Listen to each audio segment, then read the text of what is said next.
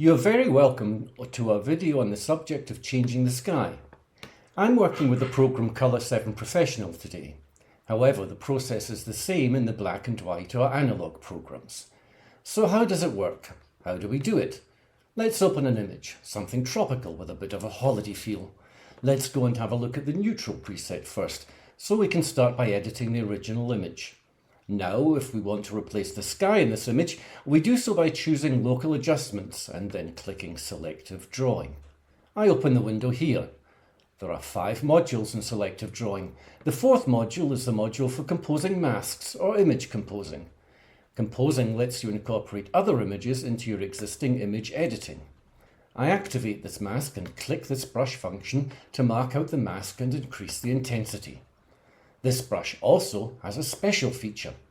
The brush can detect contours. That is, the brush stops at contrasting edges. So if we paint over this area a little carefully and over the sky at the top, like this maybe, we have already captured a huge amount of the sky here. And that just took a couple of seconds. We now have to be a little careful with the softness of the brush. I'm going to turn the softness down a little. Then we can paint slightly sharper contours here. We have already effectively cropped nearly all the sky. We just have a few more remnants to deal with. To do that, I reduce the contour detection and paint over the rest here.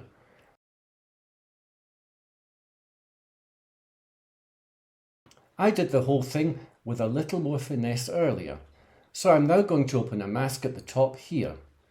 I drew this mask earlier and saved it here. This one is a bit more precise than the one I just whipped up. You can use the M key to turn the mask view here on and off. We can see this chessboard pattern in the area because we haven't opened an image for composing yet. To do that, I go to the image selection area. I've brought a little collection of skies with me and choose the sky at the very bottom here. And as we can see, it's now added there. It isn't optimal yet.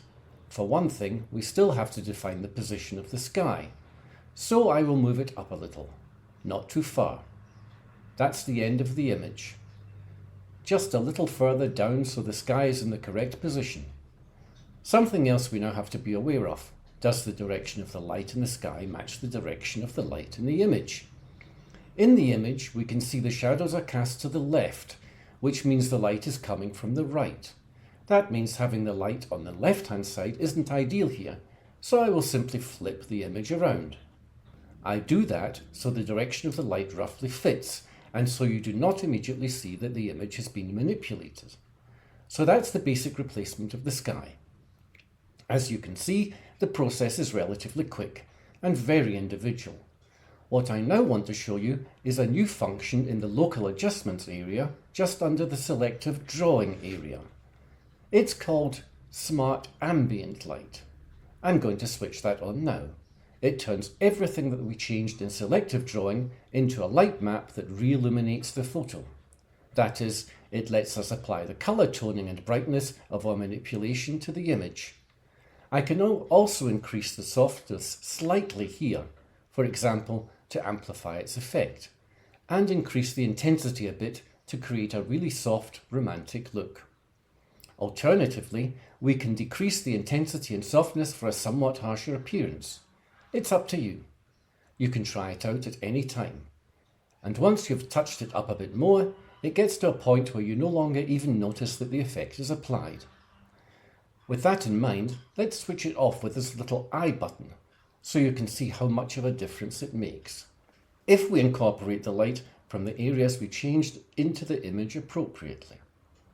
Once we've done that, we can now go back to Selective Drawing with the function activated and select a different sky layer. I'm going to make the image view a little smaller up here so we have a little more space. And I now select a different sky. Let's use this one. We can see that it's already quite intense because the sky itself is really intense. I would now take the brightness down, perhaps, and also take out a little colour to reduce its intensity a bit. That is still very intense and maybe a bit too strong. Let's reset it here quickly. Let's choose a sky with slightly less depth and perhaps isn't quite as intense. Let's choose this one. And again, with any sky that you choose, note the direction of the light. Here the sun is on the left, but we need it to be on the right for the direction to be correct in the image. I would now reduce the brightness a little here so it fits the mood. I'm actually quite satisfied with that result already. Maybe we should add a touch of colour temperature in there to make it a bit more tropical and warm. There we have it. We've replaced the sky in no time at all and adjusted the whole image to fit the look completely automatically.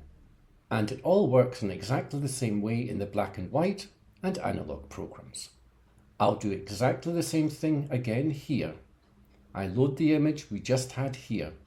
Switch to the neutral preset. Go to selective drawing, composing, and open the mask I created earlier. This mask. Press the M key to switch the mask off, because I don't want to see it as a colour at the top. I can also use the slider here. Now I put a sky in. Let's put the same one we had in colour on it. We now have to move the sky up so it matches the horizon line. A little below the water maybe, because a bit of transparency is worked in here, which makes it look like it's being reflected. Now note the direction of the light again. We switch the sun to the other side. As you can see, Smart Ambient Light is not on now, of course. We have a black and white conversion and a colour sky in there. We can now either take the colour out of the sky to help it fit in, or leave the colour in and turn on the Smart Ambient Light to convey the brightness and colour of the sky back into the image a little. Of course, the image remains black and white at the bottom, but fits in better. If we want to, we can use the Xcolor function in the black and white program a little further up to add in the original colour of the image again, into the black and white conversion. So, the black and white program does not just do colour, not just black and white, but can also do colour, of course. We could then use the various presets to completely redefine the look again here. And the important thing to remember is, when you select a new preset, everything else is done completely automatically. The selective drawing for the sky is retained. The Smart Ambient Light adapts itself.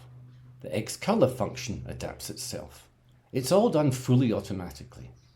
Now, maybe I've chosen to use this preset, but I later decide, actually, I want to have a different sky. Maybe one with a slightly more reddish hue at the bottom. Again, note the direction of light, sun on the other side, and I get a completely new look just by changing the sky. The Smart Ambient Light function projects it onto the image for me. I hope you enjoyed that. Hopefully you were able to take something from the video, and will have some fun doing it for yourself.